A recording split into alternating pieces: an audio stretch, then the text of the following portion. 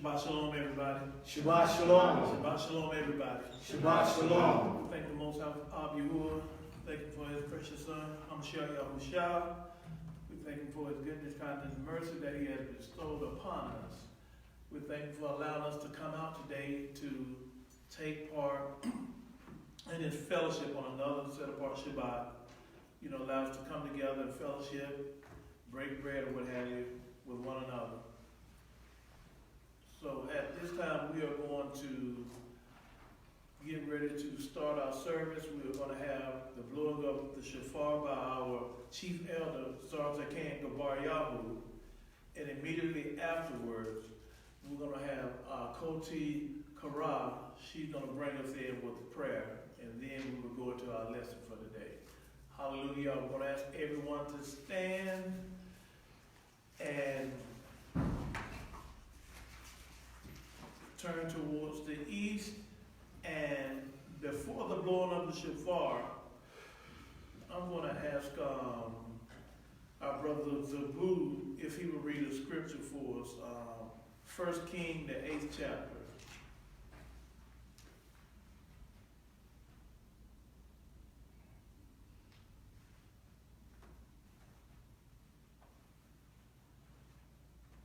Verses 45 through 48. We'll do that.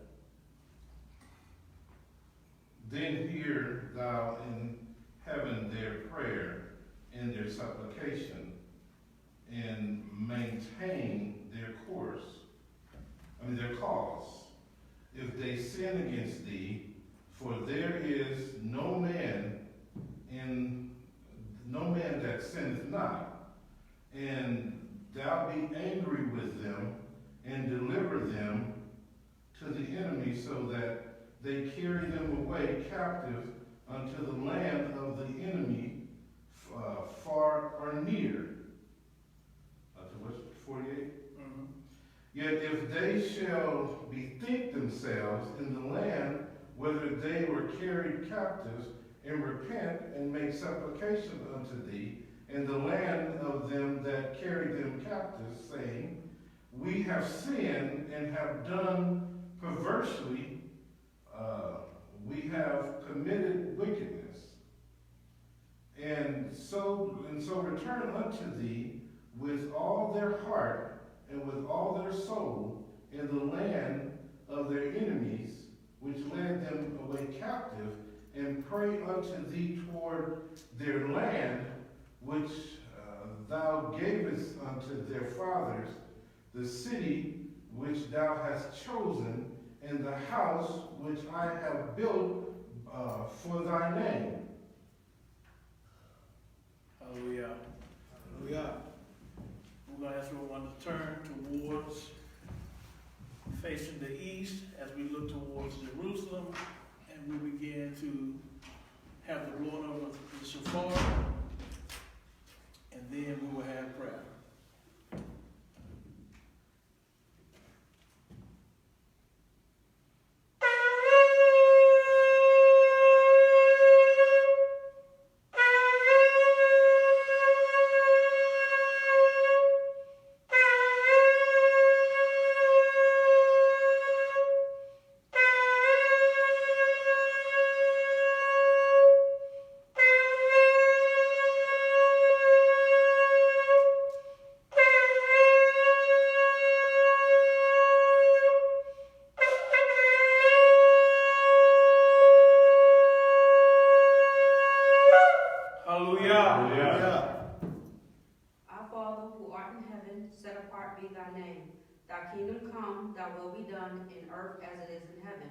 Give us this day our daily bread, and forgive us our debts as we forgive our debtors.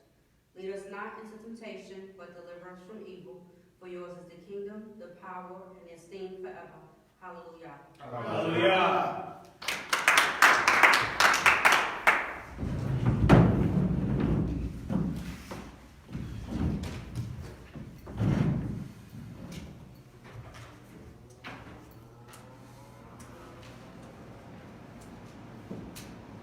Hallelujah. We thank the Most High Yahuwah for bringing us out today, and we want to give honor to our senior Moreh, consulted by Yashra'al, to our chief elder sitting here beside me, Aliyahu, to Rob Aluf, our chief officer, Yashra'al. And we just thank the Most High for our leadership here. We thank the Most High for each and every last one of you being out today with us. And we want to continue to just lift each other up in prayer and continue to, reach out and fellowship with each other and make sure, everybody is doing well. And today we're going to get back into the lesson, and we're going to look at some things and look at, kind of touch a little bit of last week's lesson to just emphasize some things. And I might be asking quite a few questions today to see where everyone's mindset is and to see how they are viewing the scriptures or approaching the scriptures. And last week we started out the lesson series, which is a continuation of last week's lesson, the Lamb. And we began to touch on some things as far as the Lamb, and we went all the way back to Genesis, the 3rd chapter, and how we were looking at that situation, and a question was raised, and because I pointed out something about, even with the temple, you have to realize you had the temple that the priest or Kohanim would enter, but also you had a place within inside the temple that only the priest could enter. And not every priest, only the high priest could enter that area. So you have what they call in the secular church the Holy of Holies, but we call it the set apart place. So when you look at the Garden of Eden, all of this is important because you had Eden, which was a landmass. You also had the Garden of Eden with inside of Eden where Adam and his wife resided. Y'all get that? So remember, we're talking about a pattern now. And you remember how we spoke about how, I said, is there a correlation or is there a connection with Eden being strategically located, its location, and how Adam and Eve were exited out of the eastern gate? And when we look at Jerusalem and we look at the temple and its location, and we always see something, we hear that word east come up most often than any other direction. Why the east? So, when we look at this, what's the first thing that comes to your mind when Adam and Eve fell? Matter of fact, let's go over there and read.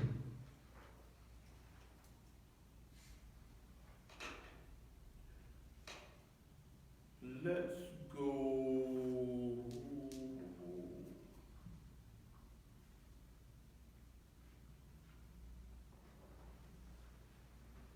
Let's just look at it. Let's restart that first one, so if I can. Where at? The 3rd chapter of Bereshit or Genesis.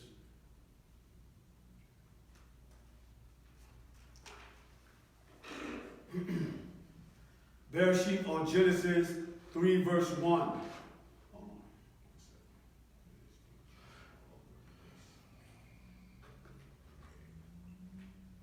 Genesis 3 verse 1. Now the serpent was more subtle than any beast of the field, which Yahuwah our Elohim had made. And he said unto the woman, Yea, have Elohim said, Ye shall not eat of every tree of the garden? And the woman said unto the serpent, We may eat of the fruit of the trees of the garden, but of the fruit of the tree which is in the midst of the garden, Elohim said, Ye shall not eat of it, neither shall ye touch it, lest ye die. And the serpent said unto the woman, Ye shall not surely die, for Elohim doth know that in the day you eat thereof, then your eyes shall be opened, and ye shall be as Elohims, knowing good and evil. Verse 6. And when the woman saw that the tree was good for food, and that it was pleasant to the eyes, and a tree to be desired, to make one wise, she took of the fruit thereof, and did eat, and gave also unto her Ish, or her husband, with her, and he did eat. And the eyes of them both were opened, and they knew that they were naked. And they sewed fig leaves together, and made themselves aprons. And they heard the voice of Yahweh Elohim walking in the garden in the cool of the day. And Adam and his wife hid themselves from the presence of Yahweh Elohim amongst the trees of the garden. And Yahweh Elohim called unto Adam, or Adam, and said unto him, Where art thou? And he said, I heard your voice in the garden, and I was afraid, because I was naked and hid myself. And he said, Who told you that you were naked? Has you eaten of the tree whereof I commanded you that you shouldest not eat?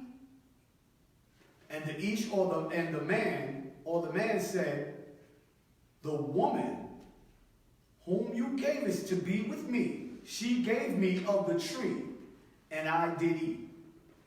And Yahweh Elohim said unto the woman, What is this that you hast done? And the woman said, The serpent beguiled me, and I did eat. And Yahweh Elohim said unto the serpent, Because you have done this, you are cursed above all cattle, and above every beast of the field. Stop right there. Now, from verse 1 all the way down to verse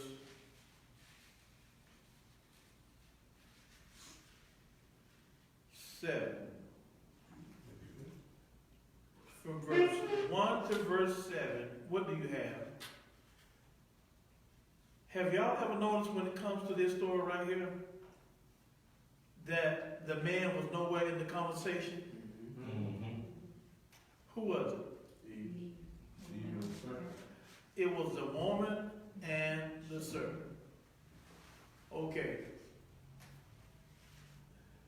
Now when you go down to verse 11,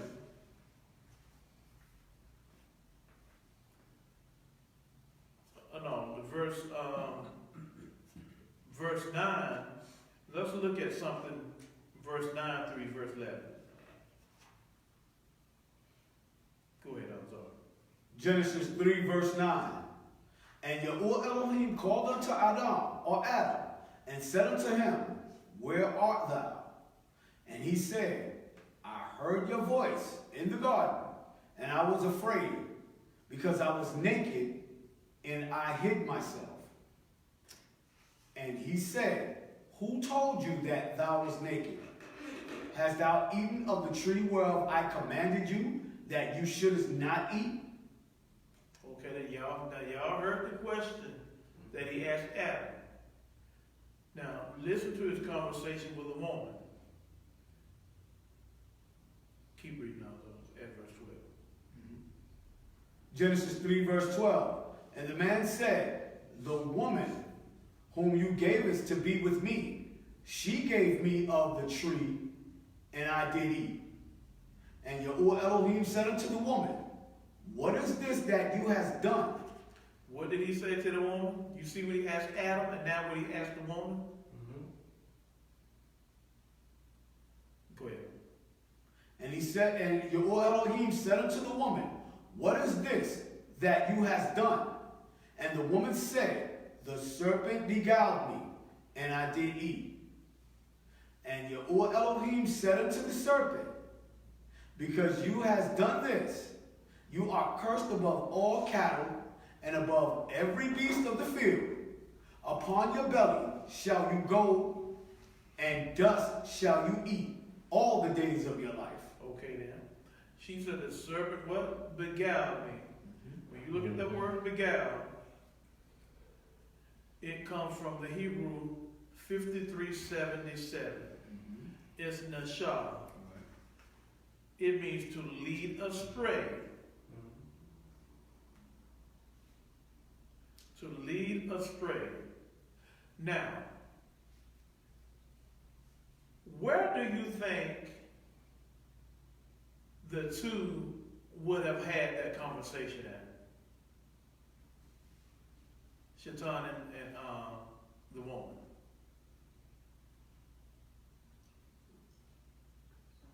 You mean like the west side of the garden or something like that? Would it have been in the garden Outside the garden. or outside the garden? Because remember, the garden was a pure place. Outside the garden.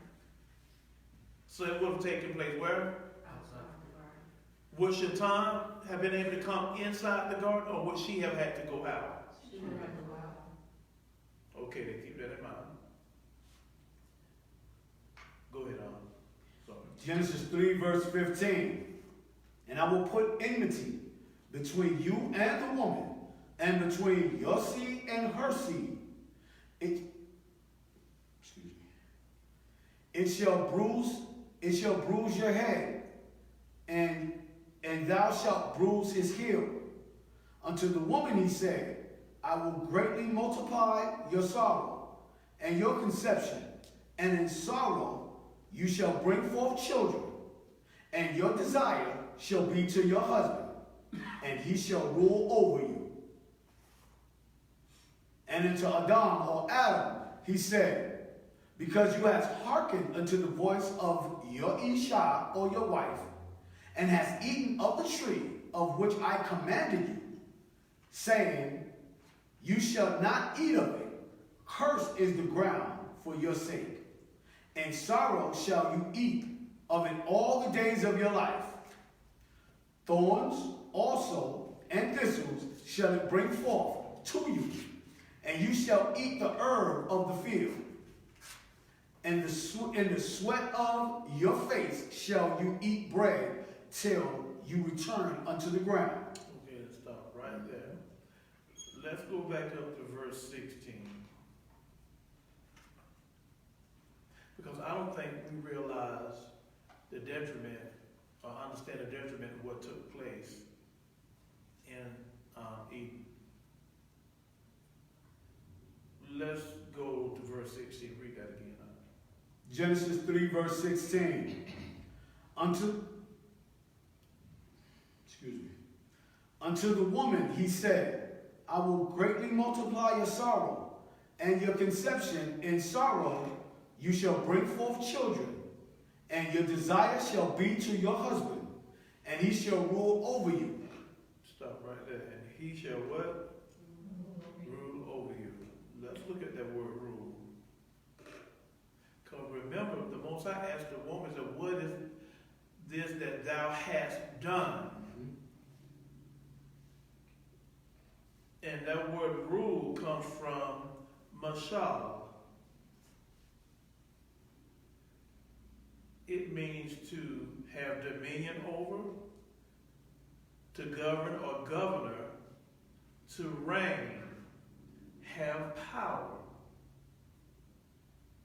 Because when a woman doesn't have someone to rule over her, this is what you get. You get the world turned what? Upside down. And I'm telling y'all, watch out for this new thing in the earth, this feminist movement and all. If you are a child of the book, or a child of the King Yahuwah, you know that does not apply to you. Because you can see they're taking the natural order and trying to flip it.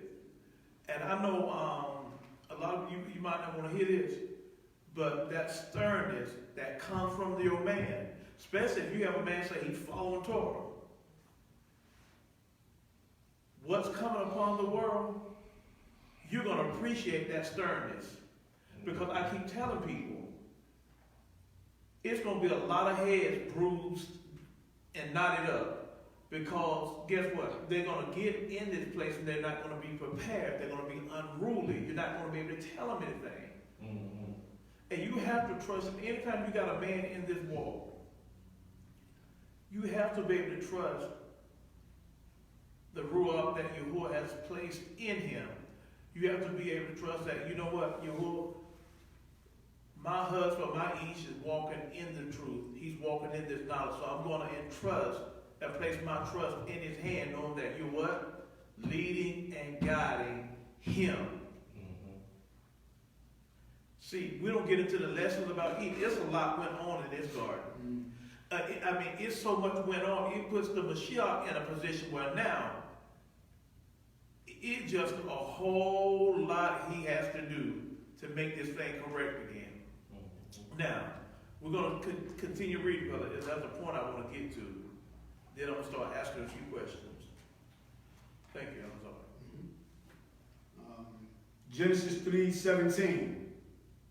And unto Adam or Adam he said, because thou hast hearkened unto the voice of your wife, and hast eaten of the tree of which I commanded you, saying, you shall not eat of it. Cursed is the ground for your sake, and sorrow shall you eat of it all the days of your life. Thorns also and thistles shall it bring forth to you, and you shall eat the herb of the field. In the sweat of your face shall you eat bread, till you return unto the ground. For out of it was you taken, for dust you are, and unto dust shalt you return.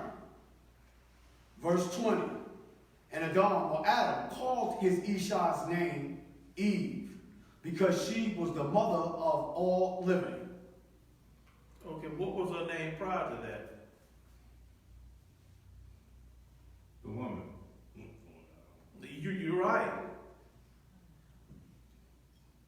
She got a name, of course, based upon the actions that she had taken. Now, the Most High has done what? Did he put a blessing on her or what? A curse. Or was it a curse? And what would that curse be? Child labor. Now she's going to bring forth. Do y'all not understand that in the placement and the position that Adam and Eve were in Eden, everything was handed to them? They didn't have to work for anything. It was already given. They were in paradise. Remember, this is paradise that we're speaking of. Okay, let's keep reading on. Genesis 3 verse 21. Unto Adam, or Adam also, and to his wife, did Yahuwah Elohim make coats of skins and clothe them. Okay, he made what? Coats of skins. Coats of skin, and he clothed them. Last week we discussed, where would he have gotten these coats of skin? From lamb. Killed an animal? A lamb. Okay. So, think about this.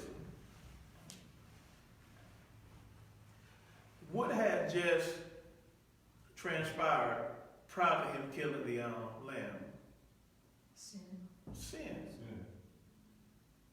So, if sin had just transpired, Sin offering. so there would need to be a what? A sacrifice for what? Atonement. Let's see it off. So what would be used from that sacrifice? Blood. The blood. The blood. So could it be possible that Eden and Jerusalem are in identical locations? I said, could it be possible that Eden and Jerusalem are identical locations?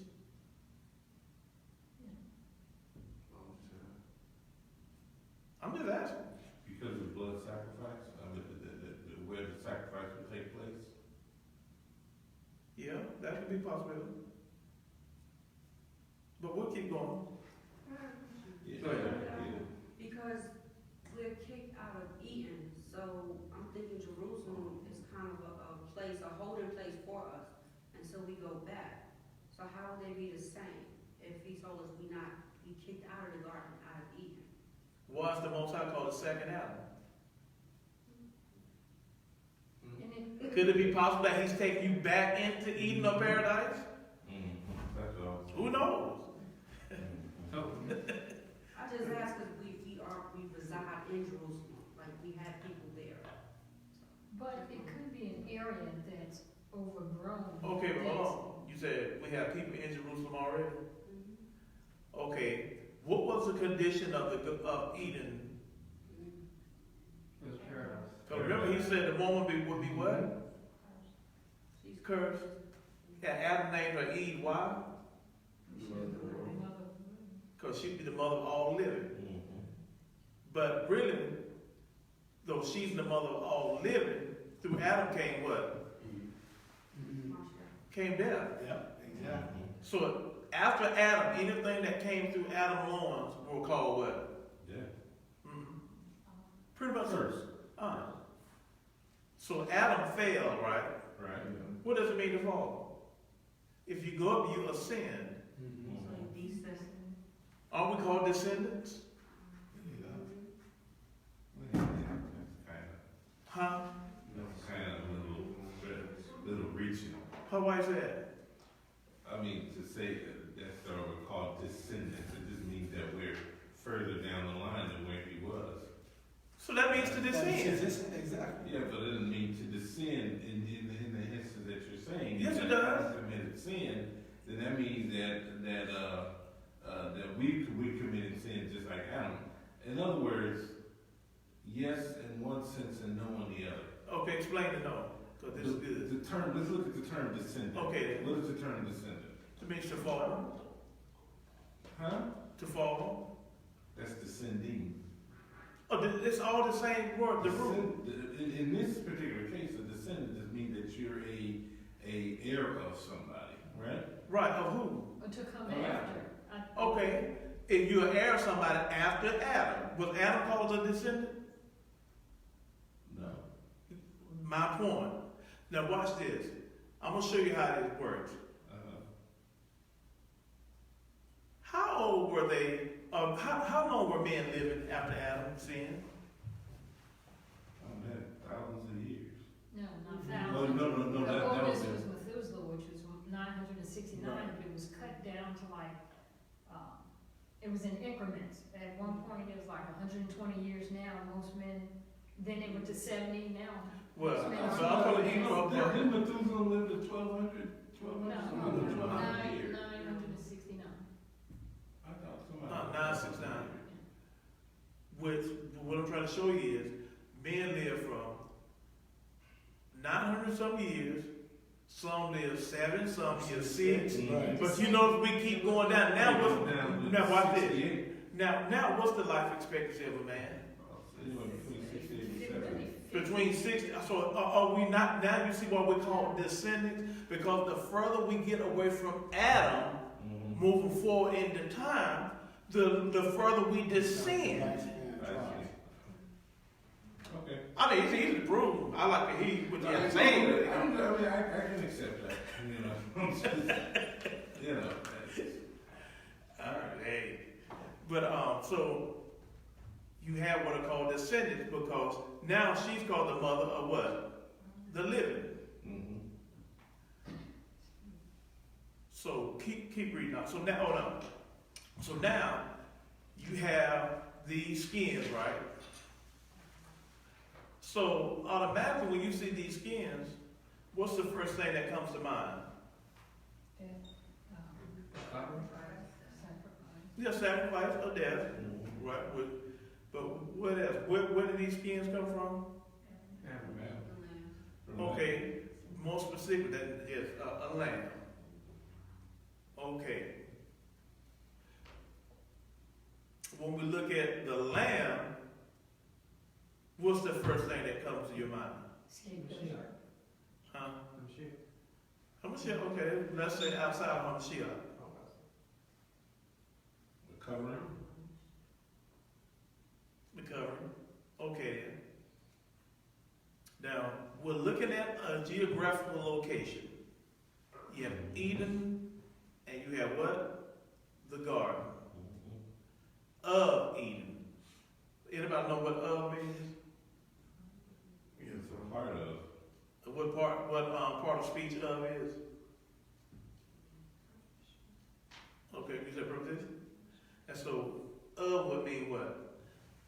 From, of, out, of Right. something. So you have something and you have a portion of something taken out of it. Mm-hmm. So we have Eden. Now, do y'all think it was just only one lamb? One of them that was slain. No, just in the land, period. No. What do you mean, like animals? Yeah. Probably not. Like a whole lot of them. Oh, so you think the Most High just made one lamb? I said probably not a whole lot of them. A whole lot of them. Yeah. So if you're looking at these animals, because we know who named the animals. Animals. Adam, so you know they were present, right? Mm-hmm. What would have been Adam's occupation or position in the Eden? Same as all the. Huh? He would have been a shepherd. Mm-hmm. What's the number one tool of a shepherd? Staff. His staff. Y'all look right than I would think. What that was the Moreh telling me. Okay, staff. Now, I'm trying to paint a picture and show y'all what really went on in that garden and the importance of Hamashiach, a staff.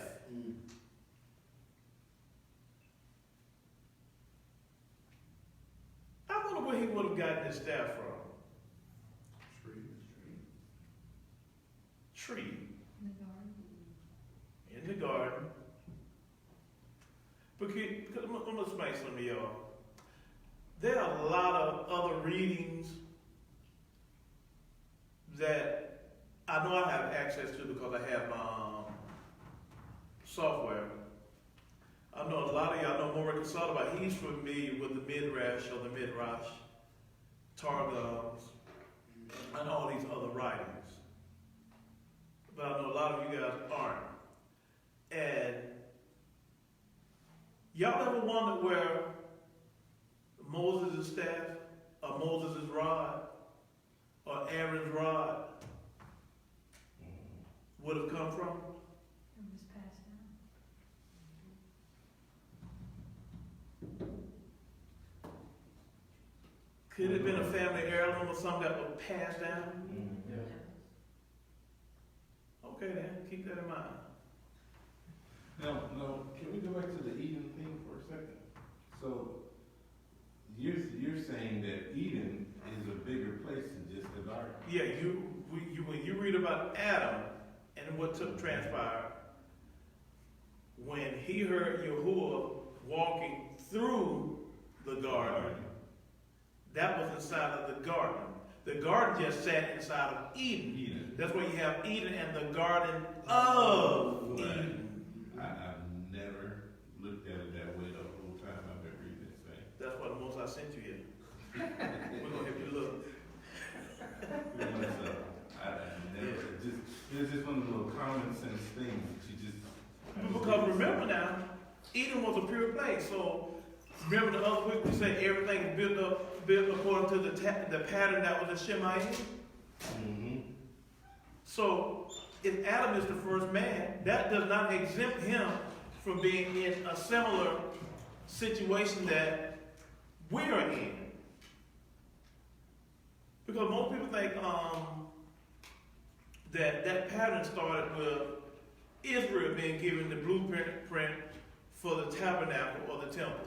Mm-hmm. But no, that goes all the way back to Eden. You'll see the same setup. Mm-hmm. You have the temple, or you have the set apart place inside of another place. Another place. That is so cool. That's why I said Shaitan would have never been able to go into that area. Into the garden area. Mhm. She had to go outside to have that conversation. But also keep in mind, Shaitan purposely went to the woman. Right. Why did he go to the woman?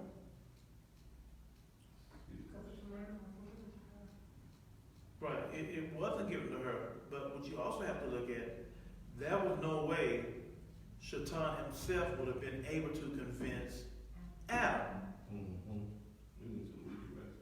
Yeah, he went to the weaker of the two. Now, isn't this the tree? Well, I guess the tree is in the midst of the garden. By the tree being in the midst of, you saying he talked to her outside of the garden, but he never went in to the actual, and she just walked over there and things started looking good to her, just grabbed her. Right, because you got to remember, what did Shaitan know about that place that they didn't? Is it possible that there could have been a time where he may have been in this position and was no longer in that? Because remember, something was said that was key. What did Shaitan tell them would happen if they ate of the fruit? He said, no, you won't surely die, but what? You'll be waking up. You'll wake up. You'll be like you. Okay, when he said you'll be like Yahuwah, was it really meaning Your eyes will Yahuwah? be open. You'll know. Oh. He said you have the knowledge, right? knowledge of what? Good and evil. He said you become as what? Elohim. Right. And have the knowledge of good and evil. Any of y'all familiar with the Nephilims? The what? Nephilims, or the fallen angels. Could this be speaking of them as Elohims? What did the Nephilim come with and approach men with? Knowledge. Did they give them some knowledge that was unheard of? Is it all making sense now? There's a lot went on here. That's why I said when I started this lesson, when it comes to this land, we got to go all the way back to the garden. There's a lot that took place there, and very few people take time to go examine this entire situation and see what's really going on. Now, so if Adam would have been in the position of a shepherd, and we know a shepherd needs a what? A staff. And that staff would have come from what? The garden. A tree. A tree. And what kind of tree y'all might think this would have been? Olive. Olive. You said olive. Anybody else?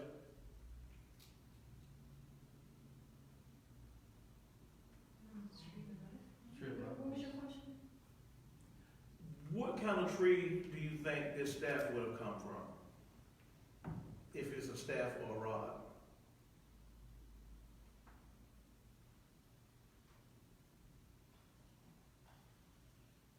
Say olive tree. You said olive?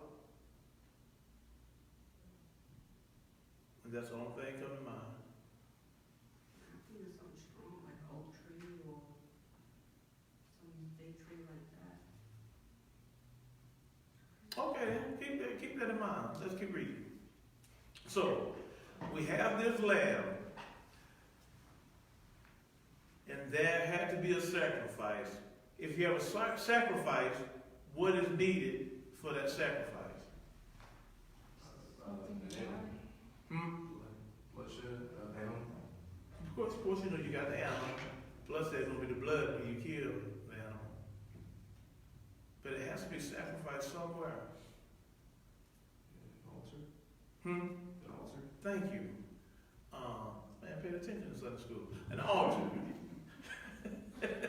You need an altar. Let's go to Leviticus 17 and 7. Can't believe that. You got the second script. Leviticus 17 and 7. Oh man, that's what I tell you, man. Let's keep the questions until the end. It's gonna take you somewhere. Alright, Vayikra or Leviticus 17, verse 7. And they shall no more offer their sacrifices unto devils, after whom they have gone a whoring, this shall be a statute forever unto them throughout their generations. So, a sacrifice that's not sacrificed according to Torah, that offering of sacrifice will be to who? Read again on. Leviticus 17, verse 7. And they shall no more offer their sacrifices unto devils, Unto devils. after whom they have gone a whoring. This shall be a statute forever unto them throughout their generations. Because our sacrifices took place where? On the altar. And where would this altar have been located? In the set apart, No, it would have been not in the set apart, set apart. It would be outside. It would be outside the camp. Why? Because you couldn't defile it. You can't defile the land. Okay. Now, let's look at Ezekiel, the 11th chapter, verse 23.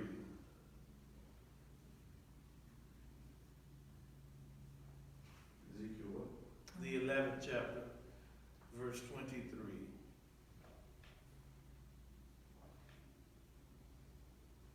Ezekiel 11, verse 23. And, excuse me, bro. Ezekiel 11, verse 23. And the esteem of Yahuwah went up from the midst of the city, and stood upon the mountain, which is on the east side of the city. Continue. Afterwards, the Ruach took me up, and brought me in a vision by the Ruach of Elohim into Chaldea, to them of the captivity. So the vision that I had seen went up from me. Then I spake unto them of the captivity all the things that Yahuwah had showed me. Stop right there. Now, how did that verse start out? Read that first sentence again. And that very first verse. Ezekiel 11, verse 23. And the esteem of Yahuwah went up from the midst of the city, and stood upon the mountain, which is on the east side of the city. Stop right there. The esteem what? Ascended and went where? Up where? Went up, and what else? And stood upon the mountain. Stood upon the mountain, Which is on the east side of the city.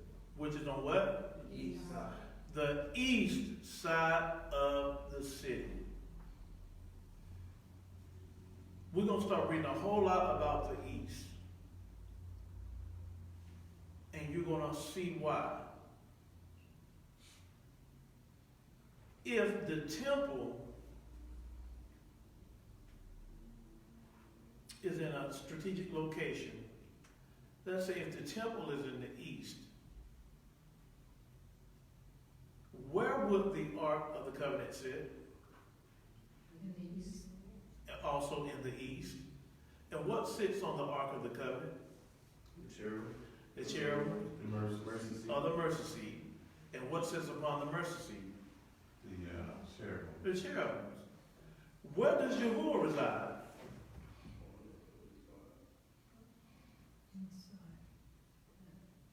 Inside. He specifically told you where he resides. Inside of the ark.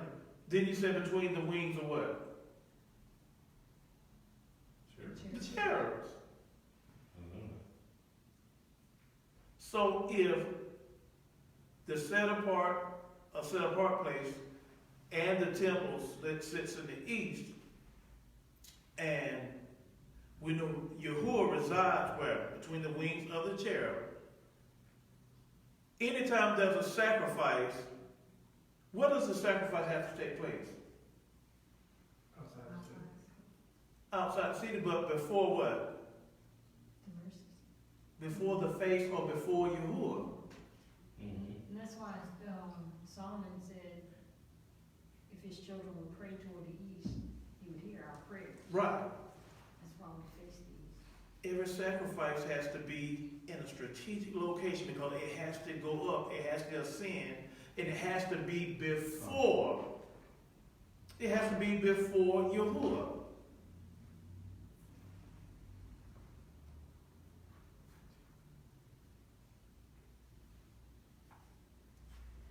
Y'all can say 15 minutes. 15. It has to be before Yahuwah. So, this is why the east is so important. When we read in Ezekiel, the 11th chapter, it spoke of a mountain in the east. Let's go to Zechariah 14:4.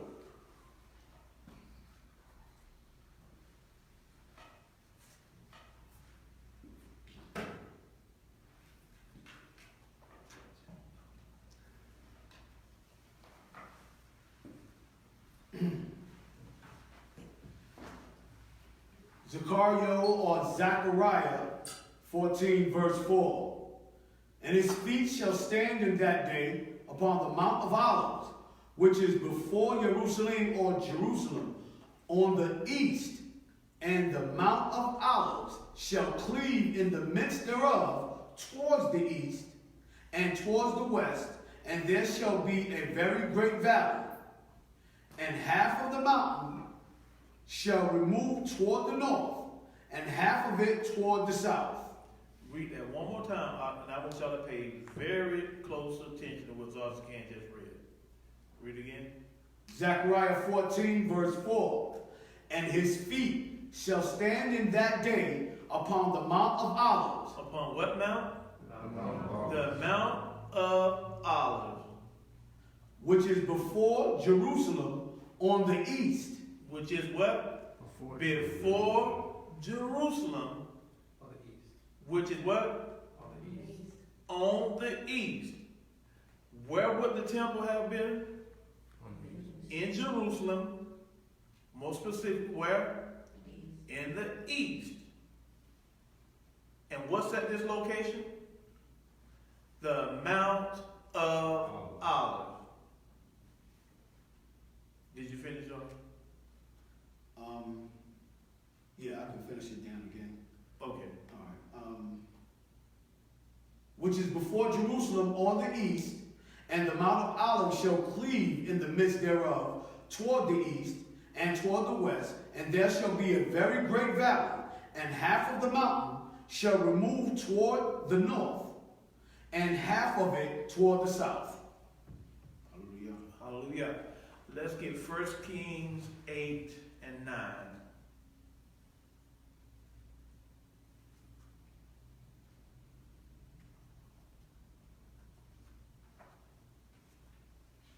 First Kings 8 verse 9. There was nothing in the ark save the 2 tables of stone which Moses put there at Moreh, where Yahuwah made a covenant with the children of Yashra'al, or Israel, when they came out of the land of Mizraim, or Egypt. Okay then, let's read that one more time.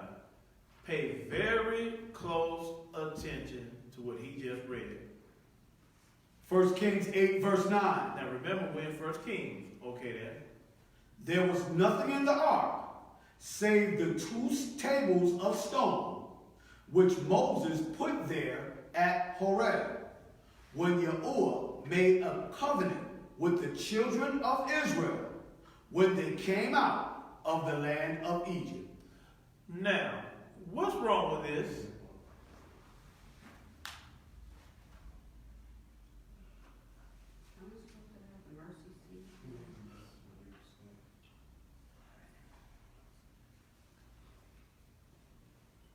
What's wrong with that verse, Sabu?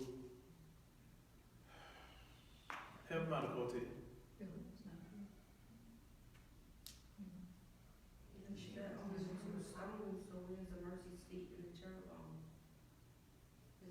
Well, he had to remove that to see what was in the ark.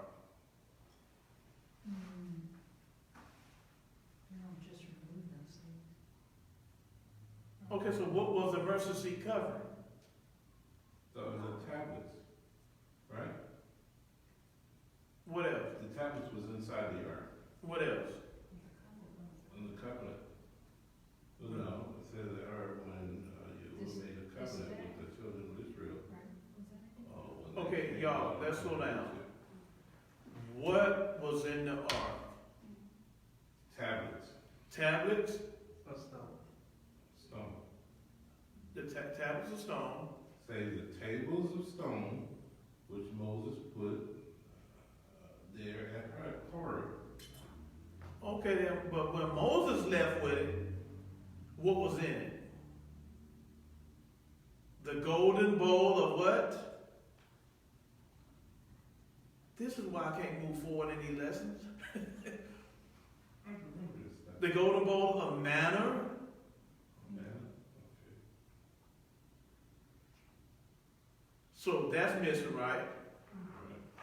So when we just read that one more time, Zosa can. 1 Kings 8, verse 9. There was nothing in the ark save the 2 tables of stone which Moses put there at Horeb. There was nothing in the ark except for the 2 tables of stone that Moses put in at Horeb. Was that the only thing Moses put in the ark at Horeb? What else did he put in there? I gave you one. The golden bowl of manna. What else?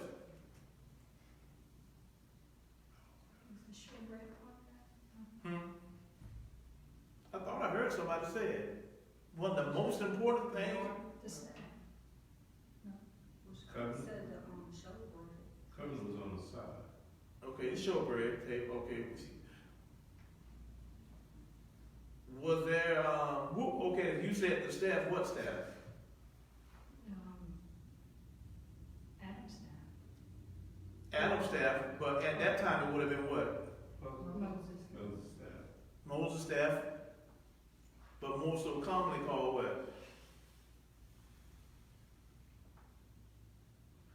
Staff of Yahuwah. Okay, the staff of Yahuwah. But does it have its fame or popularity being called the staff of Yahuwah, Moses' staff, or something else?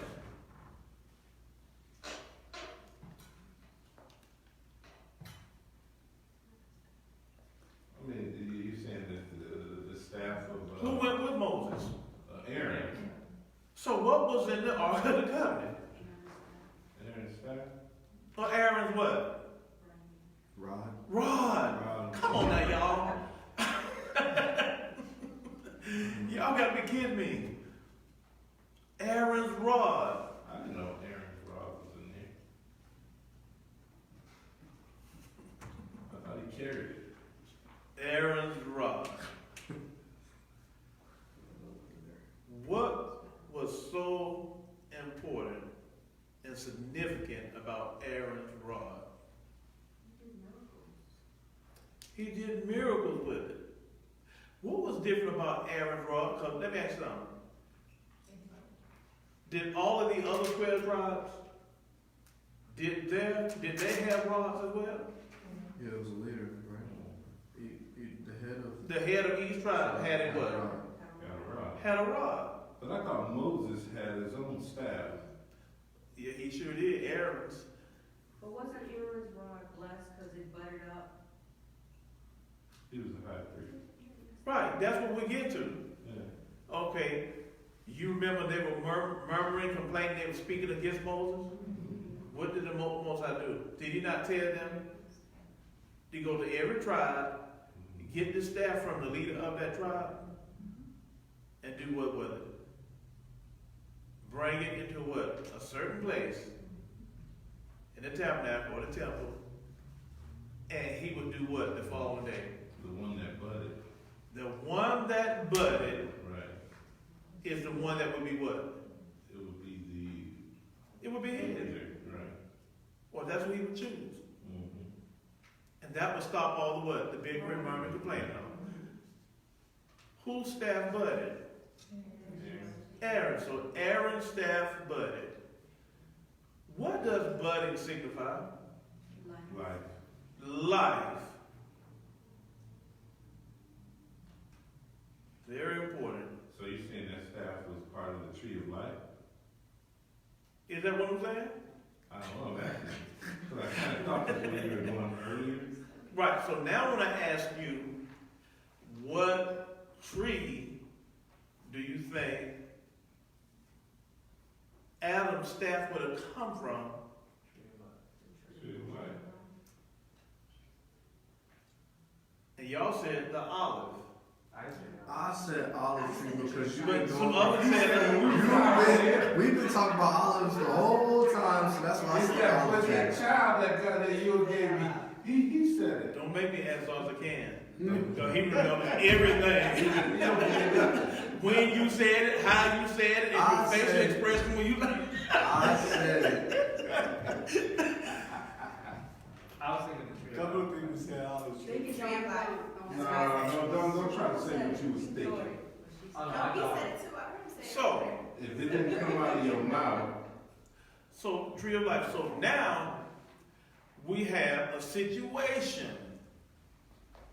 in Adam, or Eden, where there's what? A serpent involved. Now you have a shepherd with a staff. You get to when they came out of Egypt, they entered into what? The wilderness of Sinai. There was a whole bunch of what? Murmuring, complaining. What happened? The Messiah did something to punish them. What did he do to punish them?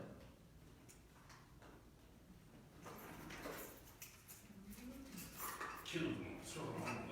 He killed the people that was murmuring. No, well he did, but how did he kill them? Didn't Moses run through the sword?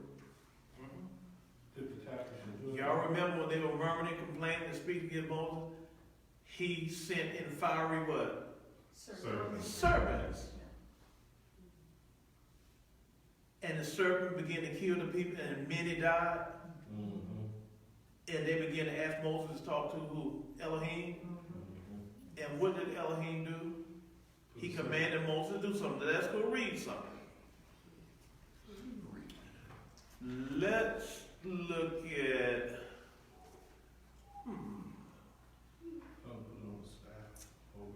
Okay. Let's go to Numbers 21, 7 through 9.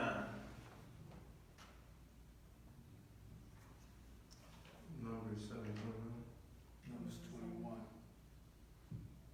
Yeah, Numbers 21, 7 through 9.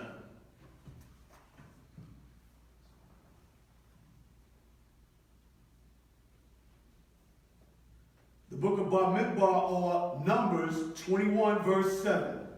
Therefore the people came to Moses and said, we have sinned, for we have spoken against Yahuwah and against you. Pray unto Yahuwah that he take away the serpents from us. And Moses prayed for the people. And Yahuwah said unto Moses, make you a fiery serpent, and set it upon a pole. And it shall come to pass that everyone that is bitten, when he looketh upon it, shall live. He said, take what? You a fiery serpent. Set it upon what? A pole. And everyone that looketh upon it, what? Shall live. So, when we go back to that word pole, it's from the Hebrew 52:51. Does anyone have that? Yes. You might read this off. The Hebrew number 5251 is nes, or nes. A flag, also a sail, by implication, a flag staff. Hold on one second. A flag staff.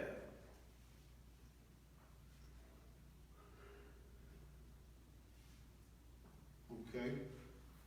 A flag, by implication, a flag staff, generally a signal, figuratively a token, a banner, a pole, on inside. Yeah. Did you see anything about a standard? One second. Yeah. Yes. When you go to the primitive root word, which is nasar, is to glean from afar, that is to be conspicuous as a signal, or rather perhaps a denominative and identical with 5263 through the idea of a flag as fluttering in the wind to raise a beacon, lift upon as an ensign or a standard bearer. Okay, then, so this would be the standard.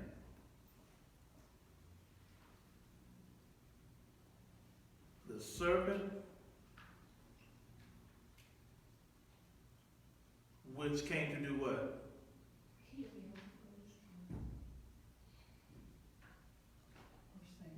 To destroy or kill, or brought, what did it bring? Yeah. It brought death. So going back to Adam and Eden, the serpent brought what? He brought death. But through one Adam, mankind died. But through the second Adam, we're going to see how it relates to what just happened. It's not so much about the serpent, but about the staff or the rod. Let's go to John, or Yehukanan, the 3rd chapter, verse 14 to 15.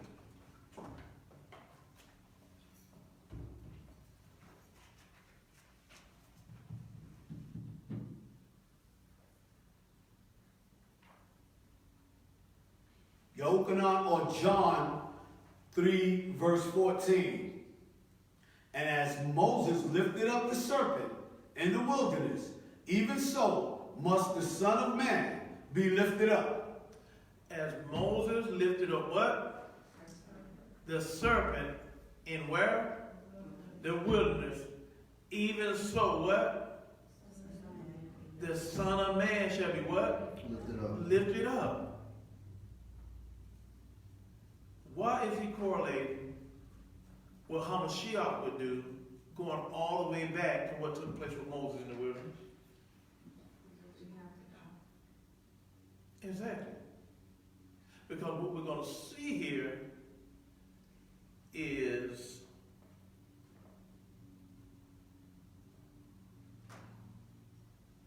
let's read something else right quick because I don't want to jump that far going in there. Jeremiah, the 1st chapter, 11 and 12.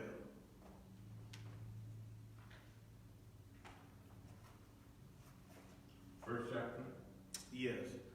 And I love the Ruach because he just brought back something to my remembrance. That was a reason because it slipped my mind. When we were talking about what happened in Horeb, we said something, when we went to 1 King, something was missing out of the Ark of the Covenant. And we found out that something that was missing was Aaron's rod. So, real quick. So it was tablets, Aaron's rod, and a bowl of golden bowl of manna. Mm-hmm. Okay, I'm gonna write that down. Yeah, you got, yeah.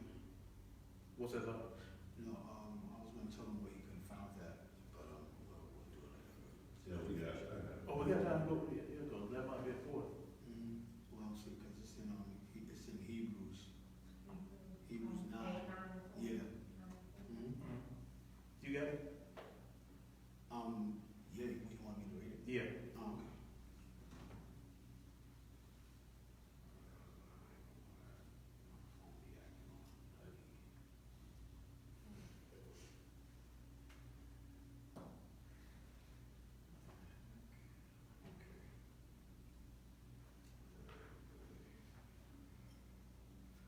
okay. Hebrews 9 and 4, it states that the golden pot that had the manna and Aaron's rod that budded, and the tables of the covenant. Wait a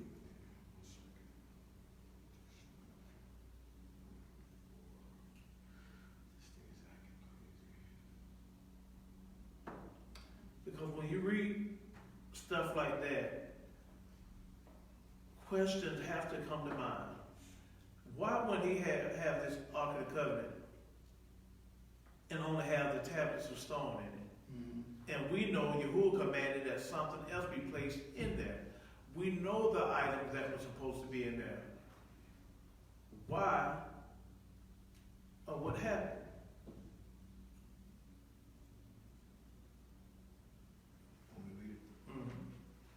I'll start at 3. And after the second veil, the tabernacle, which is called the set apart of all, which had the golden censer and the ark of the covenant, overlaid round about with the gold whereon was the golden pot that had the manna, and Aaron's rod that budded, and the tables of the covenant.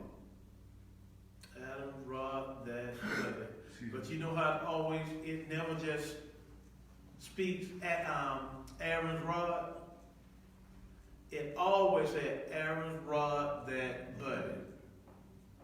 So, I think Moreh Kassar did a lesson this week on Wednesday, and he spoke about King Dawood, Absalom. Yeah. I haven't had a chance to listen to it yet, so I don't know what part he covered. But remember, what does Dawood's name mean? Beloved. Beloved of Yahuwah. What does Absalom name mean? Ab, father. Shalom, peace.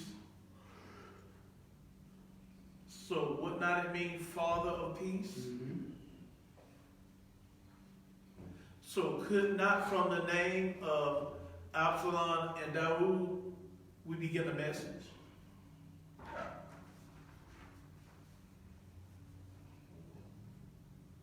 Because what's happening when you read about Dawood and his whole entire reign?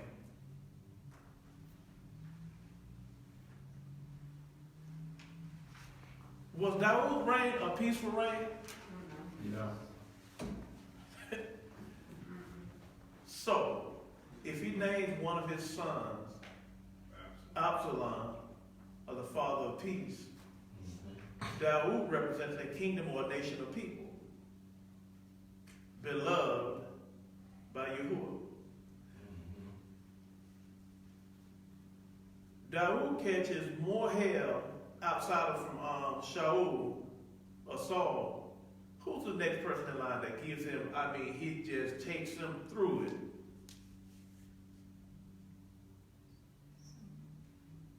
Y'all. Oh, Solomon? No, not Saul.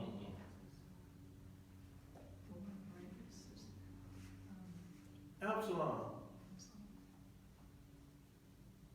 Y'all not familiar with the history? Was he not trying to kill his father? Oh, yes. He turned on us while he was trying to kill him. Oh, Moreh talked about that? Yes, Pastor. And y'all gonna sit up here like y'all ain't never heard it. Y'all. Well, when you asked who gave it, I thought you meant the next king. I didn't think you were talking So about David. you have to see what's going on there. But it was something that Absalom was after. Right, because something was given to Dawood that was passed down through the kings of Judah or Yehuda. Who do y'all think that would have been?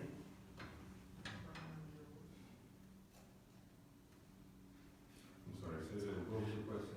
I said there was something that was given to the kings of Judah, Right. and it was passed down from king to king. Right. And the Most High said the scepter would not what? Depart from who? From Judah. From Judah. Anybody know what a scepter is? It's a staff. So what staff do y'all think this would have been? It'd have been the same one that passed down from Adam all the way down.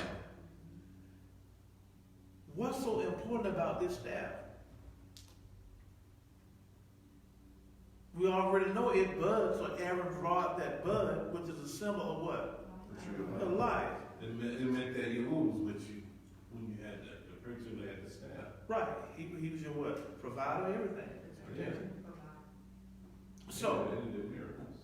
if this staff were passed all the way down, King David kept this thing strategically located with him. When he built this palace, guess what? That staff was near and dear and very in close proximity. Y'all ever notice about when the Most High told them not to come up to the mountains, even when at Sinai, when he entered into covenant, he called for the elders, and the elders went up. They didn't go up on the mountain now.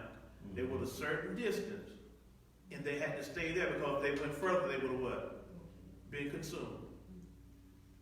That distance was what? 2,000 cubits.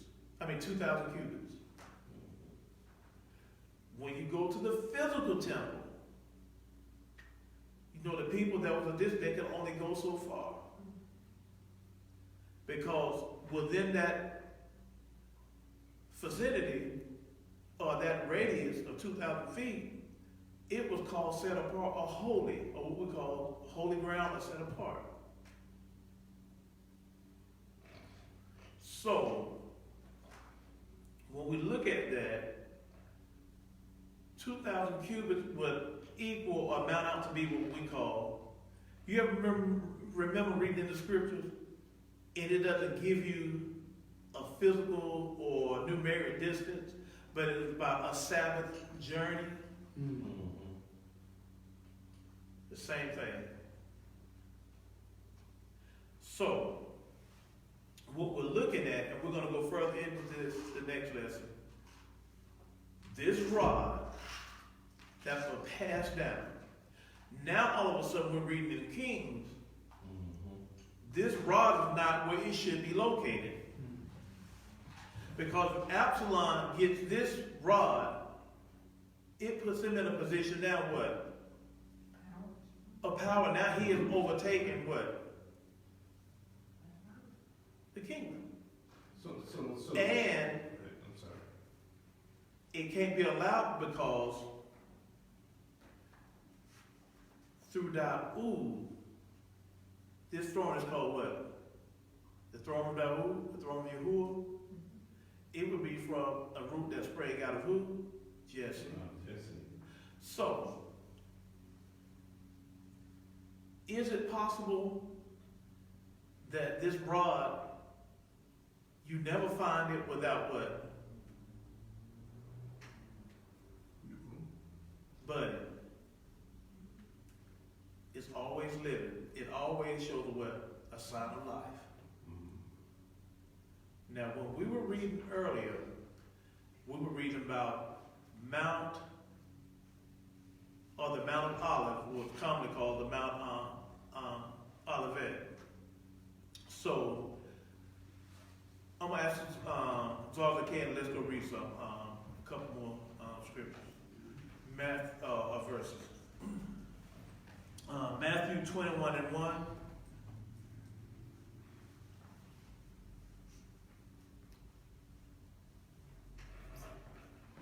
Aliyahu, or Matthew 21, verse 1. And when they drew nigh unto Jerusalem, and were come to Bethphage, unto the Mount of Olives, then sent Yahushua HaMashiach 2 disciples. What mount was it? Mount of Olives. Mount of Olives. Okay, let's go to Matthew 24:3.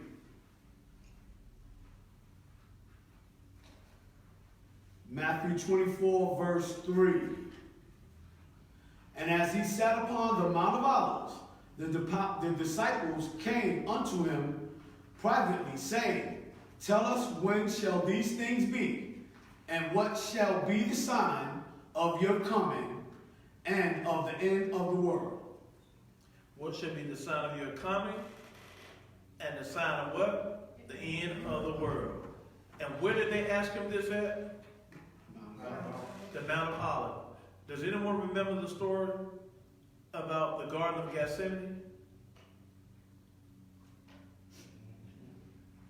About Hamashiach when he was there, what? Praying? And he was under so much stress, his sweats were like what? Drops of blood.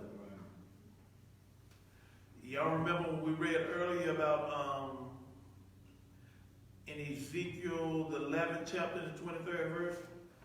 And as the Hamashiach was standing on what mount? Was it not the Mount of Olives? Was it Ezekiel 11:23? Let me look at that, but to make sure. Ezekiel 11:23.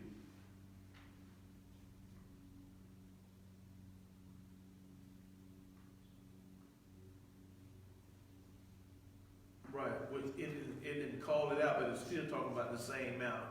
That's what we went to the Aliyahu 14:4. It speaks about the Mount of Olives. So remember, you see a whole lot going on right here about the Mount of Olives. The Mount of Olives located where? The east side of the garden. The east side of what? Jerusalem, or in the east. Remember that? So, everything that took place with Hamashiach took place where? Mount of Olives. When you read about David and Absalom, a lot of their story takes place where? Mount of Olives. So, if you have the Ark of the Covenant,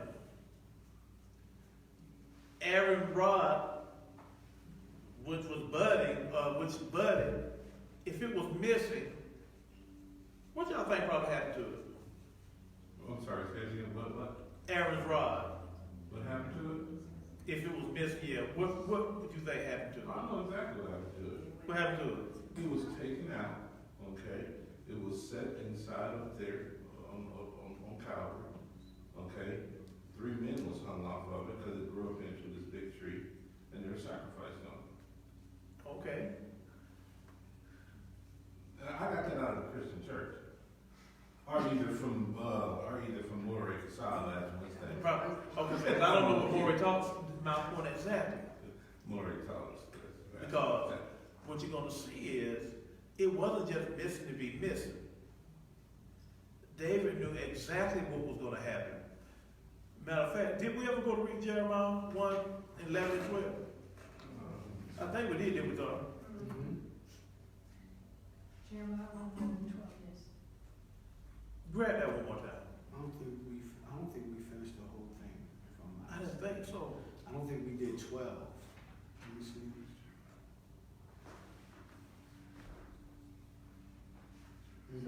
Yeah, we didn't finish we didn't get to 12.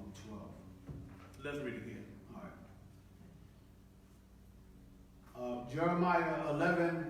Jeremiah 1 verse 11.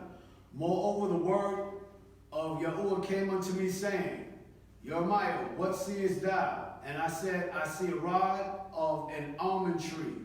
A rod of what? An almond tree. Then said Yahuwah unto me, Thou hast well seen, for I will hasten my word to perform it. He said, I will hasten my what? Word to perform it. What would be this word he hastened to perform it? You should. Why are you saying like you scared that That's it. Well, because I'm not sure. Right, it's Yahushua, his son. Yeah. He's the word that he would hasten to what? To perform. To perform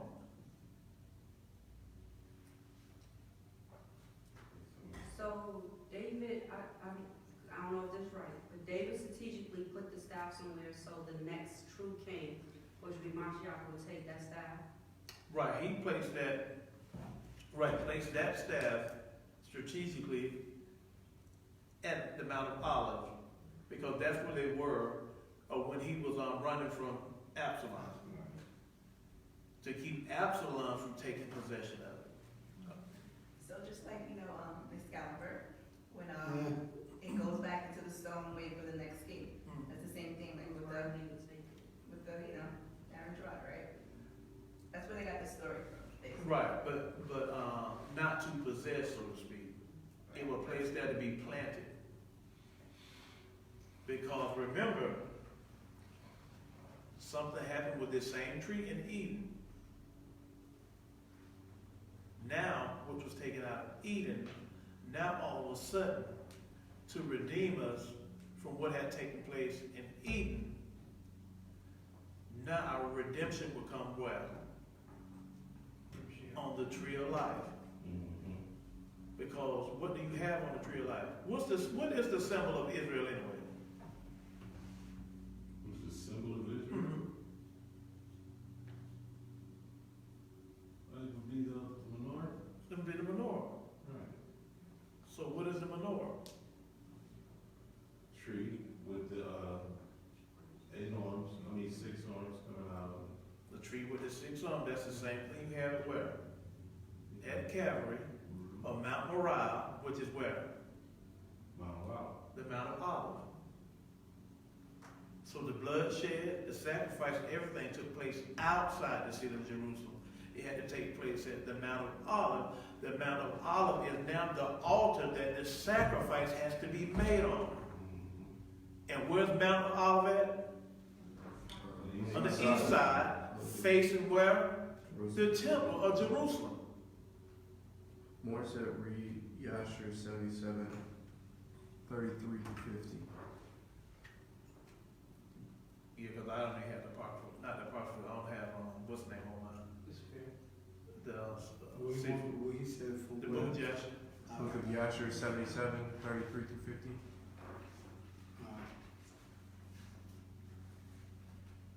Because remember, location and the strategicness of it means everything.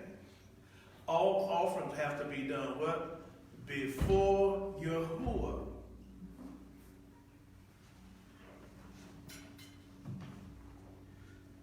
The book of Yashra'al, 77 verse 33. He it was who delivered Abraham from Ur of the Chaldeans, and Isaac from the sword of his father, and Jacob from the messenger of Yahuwah, who wrestled with him at the ford of Jabul. Also with this man has he done many things. He delivered him from the river in Egypt, and from the sword of Pharaoh, and from the children of Cush. So also can he deliver him from famine and make him live. And the thing seemed good in the sight of Ruel, and he did according to the word of his daughter, and sent to the dungeon to ascertain what became of Moses. And he saw and beheld the man Moses was living in the dungeon, standing upon his feet, praising and praying to the Elohim of his ancestors. And Ruel commanded Moses to be brought out of the dungeon, so they shaved him, and he changed his prison garments and ate bread.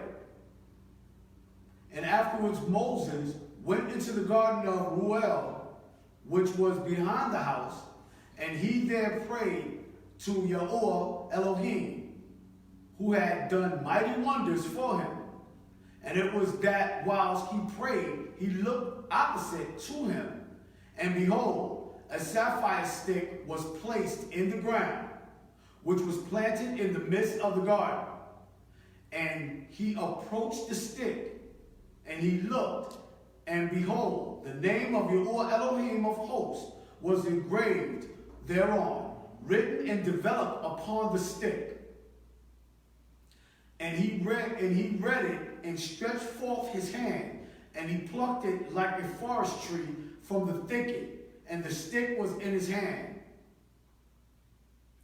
And this is the stick with which all the works of Elohim was performed, after he had created heaven and earth, and all the hosts of them, seas, rivers, and all their fishes. And when Elohim had driven Adam from the Garden of Eden, he took the stick in his hand, and went and tilled the ground from which he was taken. Y'all hear that? So this stick went where? All the way back to who? Adam, moving all the way forward. Oh, yeah. No, I was saying because there's more. Oh, yeah. Okay. And the stick came to Noah, and was given to Shem and his descendants, until it came unto the head of Abraham the Hebrew. And when Abraham had given all he had to his son Isaac, he also gave to him this stick. And when Jacob fled to Padan, he took it into his hand, and when he returned to his father, he had not left it behind. Also, when he went down to Egypt, he took it into his hand and gave it to Joseph, one portion above his brethren, for Jacob had taken it by force from his brother Esau. And after the death of Joseph, the nobles of Egypt came into the house of Joseph, and the stick came into the hand of Ruel the Midianite. And when he went out of Egypt, he took it in his hand and planted it in his garden. And all the mighty men of the Kenites tried to pluck it when they endeavored to get Zipporah, his daughter, but they were unsuccessful. So that's what Shema was talking about. The story where they got the story. Right. Excalibur. Mm-hmm. So that stick remained planted in the garden of Ruel until he came, who had right to it, and took it. And when Ruel saw the stick in the hand of Moses, he wondered at it, and he gave him his daughter Zipporah for a wife. Hallelujah. So we can see that this stick, Aaron's rod, it didn't just up out of nowhere and appear. Mm-hmm. That's why I said when we start doing this, let's go all the way back to the garden, because you're going to see that story that they give you in the religious institution, Christianity. No, they're not telling you what really happened. Do y'all see how much we've covered just in the garden, Eden alone to move forward? This is why I say it's impossible to say you understand Yahuwah's word and then at the same time confess to be a non-messianic. It proves two things, or one of two things. You can't read, or you really have no understanding of what you're reading, no comprehension, none whatsoever. When he told us to seek out the mysteries and search out the mysteries of the word, he's telling you it's there. But we have to take due diligence and read. And I think I was speaking to somebody earlier this week. It may have been Aki Zabu. I said, the one thing you cannot do is when you pick up the scripture is sit down and read it like you're reading a novel. Right. You fit to be messed up. It doesn't even work that way.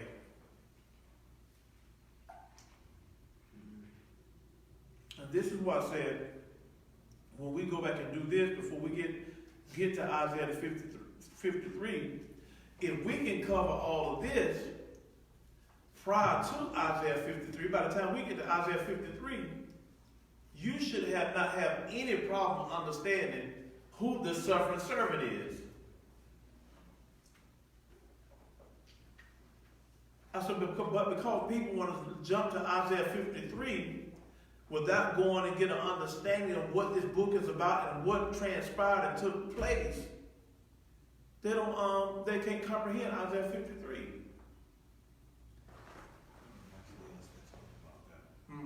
That was actually me and you that had that conversation. Okay then. And how also we don't understand how much the Hamashiach had to do to make things right again. It was a debacle in Eden. I mean, it was a huge, I can't say what they said the word, cluster mess up. It was huge, and he really had to do a lot. And that's why I often try to get us to focus on things. When you hear terms like the second Adam, automatically you should be able to sit down and just relax and rest and not begin to question yourself, why is he called the second Adam? In order to understand why he's called the second Adam, let's go back and look at the first Adam and see what happens. But hopefully we get something from the lessons, and moving forward to Isaiah 53, there's still some more stuff we're going to cover before we get there. But hopefully by the time we get there, deal with that. Not only, I'm not saying y'all struggle with Isaiah 53, but the reason I'm doing the lesson because there's a lot of people out there with social media platforms and other avenues that we just felt the need to do this lesson and clarify some things and bring about understanding. So that's going to be the end or all for today, and we will continue next Shabbat. At this time, I'm going to turn it in the hands of our Zarza King, Aliyahu. Open the floor for him. Maybe he has something you want to add on or discuss, what have you, but it's in his hands. You know, you said something key as far as going over. I think that what we need to do is really go back into research and studying so that we can get understanding when you bring these things out. A lot of times, like when you ask questions, like we know the answers, but being that we haven't went over them, often, we sometimes, forget, because the scripture tells us, that sometimes, you all have to bring things back to your remembrance. It's not that you haven't known them, you know it. So you have to actually just go back, and sometimes we got to read things over so that it can be a part of our memory, just like movies. We always talk about that, like when you see a movie one time, you really can't remember, but I'm quite sure everybody, saw, like, we see Scarface, we know all of it. Like certain movies that you like, you see these movies a lot of times, so, you really get to remember it. So when somebody starts talking about it, you're able to, get into the conversation and be comfortable or confident about what you're talking about because you know it. So what we should do is, I think like these old, even me myself, because some of the things that that's being talked about, I know it, and the more you talk about it, I'll be like, I remember it, but it's been so long, just like with the Hebrew, if you don't go over it, you lose it. Yeah. So I think that we need to go back over these things so that we can, you gotta get back over it. The teacher don't get but I think that we should go back, and reread these things so that we can make them a part of our remembrance, so that we will be more confident in answering questions. So, yeah, and also, I'm glad you said that. I was speaking to Aliyahu the other day, or I think it was this week, it may have been last week, and I was talking about Akizabu and how we had a discussion, and he said something. He said, you know, I'm trying to undo a lot of what you taught in the Christian church, because I said a lot of us, when we was in the Christian church, we were dedicated to that. And what we learned, we kept. And he was explaining to me like that. Now this is something new, and a lot of things he teaches, like, I'm trying to undo all of those years of what I've been taught. And I said, yeah, that's the thing with the Christian church I was talking to about. I said, you know, when you're in it, we sell out to it. And so that's why we have to have patience when people come over, because that's a lot of years of undoing. And then Aliyahu said something, it just hit me. He said, you can imagine how I am. He said, you know, I never had that experience of the Christian church. So I didn't know, even with the Christian church, it gives you familiarity of the Bible, the scriptures, and, you know, people in it. So I got to think about when he said that, what you talking about? I said, man, that's right. A lot of stuff it would just be foreign to him, because he never heard any of these names or know about any of these stories or situations. Right. And that's why I was like, man, maybe that's why the Father just got me going back and just doing some fundamental teachings and some foundational stuff, because I see it's really needed. No, I would say, you know, that I was never taught any of this. You know, I mean, there's some certain buzzwords that would be like, who should be in the second man Adam? Okay, who would say stuff like that? But we never got into any deep detail about it. And as I said before, I was telling you that a lot of times you have, the way it works in the Christian church is that you sit up under a pastor, he's teaching you all of this stuff, right? Then after he teaches you, then you grow up and you get into a quote unquote denomination or some type of a position where you're teaching it. Pretty soon, you've learned this way of thinking that pastor have taught you. And a lot of times he's reading the scripture and he says, this means that, okay? And so then you get into that person grows up and decides she's gonna have a school. So now you have these big seminaries that are teaching the same stuff you learned from this pastor years ago. And it's all backwards and wrong. So now you come into the congregation of Yashra'al or something similar, and you have to deprogram all of that stuff that you've learned and take on the new stuff. And most people either don't want to learn, or they're so busy with their lives that they don't have the time to dig into it like this. You see? With stuff that, I mean, here it's like a seminary class you're going through, especially between this and then the Bible study class or the scripture study. I mean, you give yourself 6 months to a year here, a couple of years here, and you're going to know more than most pastors do in the Christian church. You see? Because they've all learned the same stuff just from one person all the way down as well. So, anyway, I'm blessed to be here. I just want to say thank you. Hallelujah. Hallelujah. Yeah. Allah Akbar. But it's needed. Sometimes you have to go back to those basics. Right. If you don't go back to those basics, then now we can understand a lot of the other stuff you're teaching. Yeah, because there's a foundation you have to have and an understanding you have to have in order to proceed and just take that journey and really understand what you're reading. Mm-hmm.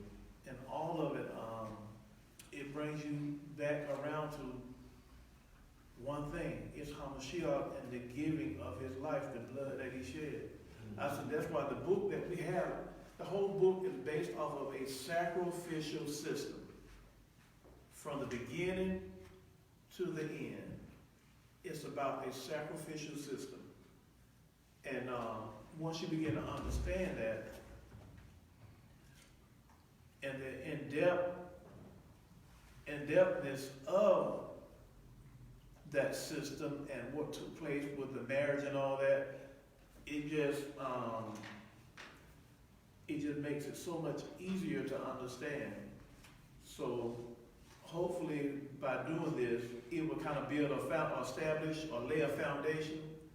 So when you sit down to read, whether you have a Moreh, an elder, anybody present, you already know to approach it from these angles. This is what I should be looking for. This is what I should be looking at. How does the Hamashiach fulfill what I'm reading? Where is he in what I'm reading? How does what I'm reading relate to Hamashiach and my relationship by way of covenant with him? And so once we're able to do that, you'll see how it makes the word so much enjoyable. It makes you want to read more and more. Because as you begin to read, there are a lot of revelations the Most High begin to reveal to you. That won't come from me, won't come from Dr. Cam, won't come from Moreh, but because you're putting in due diligence and you're taking the time to seek him, he promised to reveal these things to you. So with that being said, we're getting ready to have an announcement, Coty? Or, I don't know, I'm asking. We can, yeah. You want to cut the Facebook off?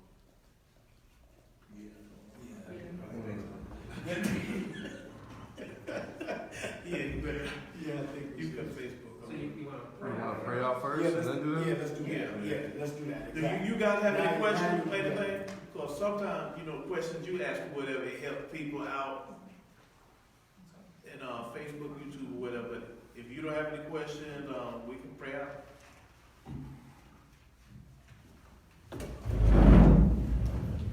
We'll have the blowing of the shofar first, but it's all again.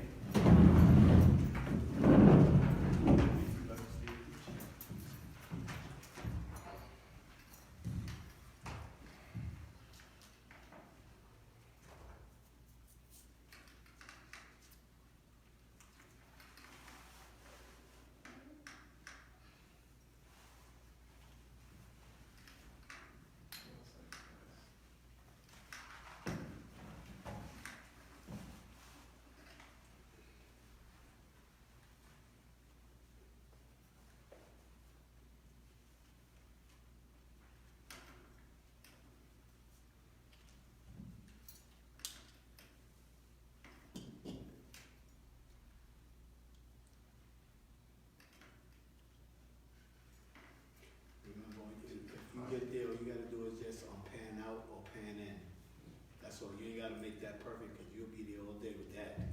More move back a little bit. Purpose. Good.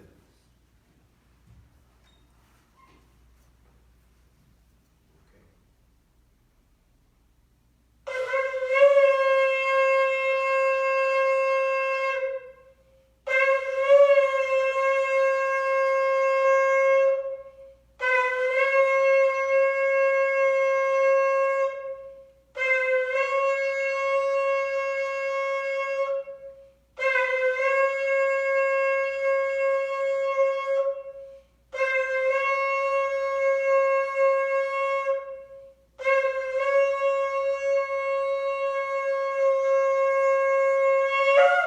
Hallelujah. Hallelujah. Aliyahu, pray it out. Aliyahu, thank you for another set apart gathering, another set apart teaching. Thank you for keeping us safe in our travels to your set apart day. Yahuwah, we ask that you bless us